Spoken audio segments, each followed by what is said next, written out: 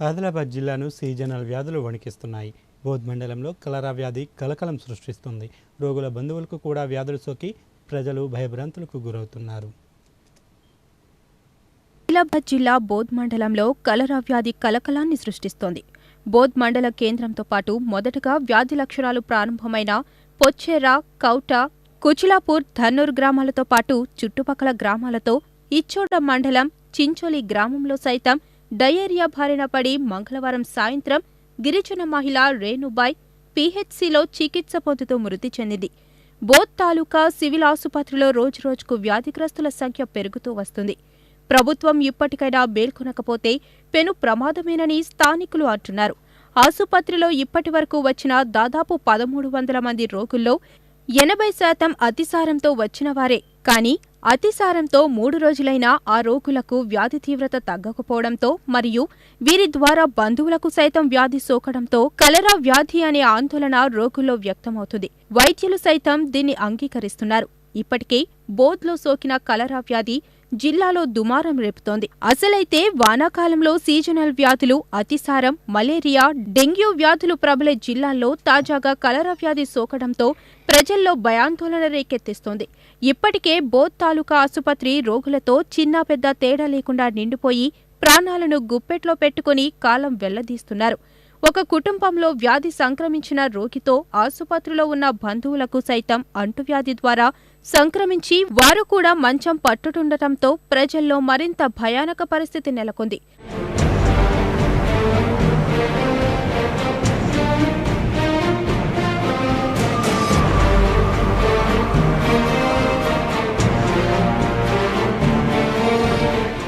రోగులకు ఎక్కించిన saline బాటిళ్లతో ward పరిసరాలు నిండిపోతున్నాయి.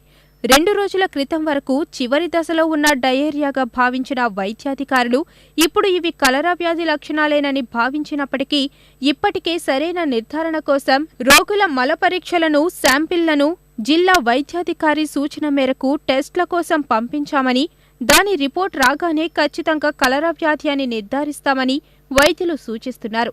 ఏదేమైనా బోధ్ ప్రాంత ప్రజలనే కాక జిల్లా ప్రజలను ఈ వ్యాధి వణికిస్తుందనడంలో అతిశయోక్తి లేదు. దాదాపు గత 25 సంవత్సరాల క్రితం బోధ్ ప్రాంతంలో ఓ భయంకరమైన వ్యాధి కలరా ఈ ప్రాంత ప్రజలను పట్టిపీడించింది. అప్పట్లో ఈ రోగంతో దాదాపు రోజుకు 10 మంది వరకు మరణించారనే వార్తలు గట్టిగానే వినిపించేవి. కానీ దురదృష్టవశాత్తు మళ్లీ ఈ ప్రాంతంలోనే ఈ వ్యాధి సోకినప్పటికీ అదృష్టవశాత్తు వ్యాధి రావడంతో రోగులకు ఎలాంటి నష్టం లేనప్పటికీ ప్రజలు వీలైనంత మట్టుకు కాచిన నీటినే త్రాగాలని వైద్యులు సలహా ఇస్తున్నారు.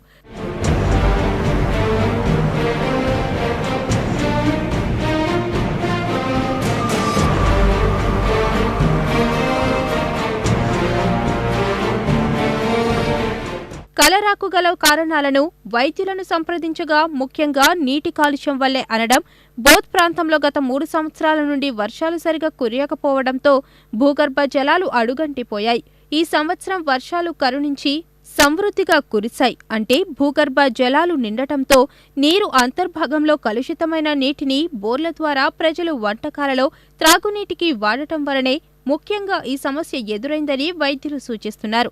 ఇప్పటికైనా ప్రజలు వర్షాకాలంలో కాచిన నీటినే త్రాగాలని పదే పదే సలహాలను ఇస్తున్నారు.